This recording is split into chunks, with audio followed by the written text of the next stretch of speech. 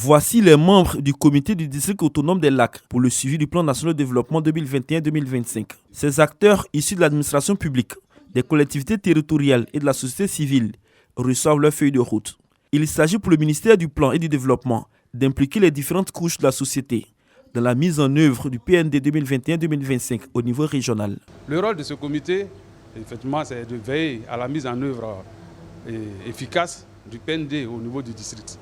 Ce comité du district autonome des lacs pour le suivi du PND 2021-2025 est dirigé par la ministre-gouverneure Raymonde Goudou Kofi. Elle rappelle que l'installation de cet organe s'inscrit dans le cadre du renforcement de la politique de décentralisation. La ministre-gouverneure exhorte donc les membres du comité à l'abnégation et à la rigueur. Vous êtes chacun ici concerné par la réalisation et l'effectivité des travaux de ce PND.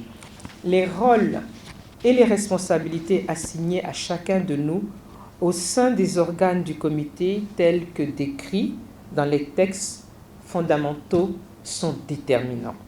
C'est pourquoi je vous invite à la culture de l'esprit républicain et à la responsabilité citoyenne et professionnelle pour atteindre les résultats attendus de la politique de construction des bases encore plus solides au développement de notre pays.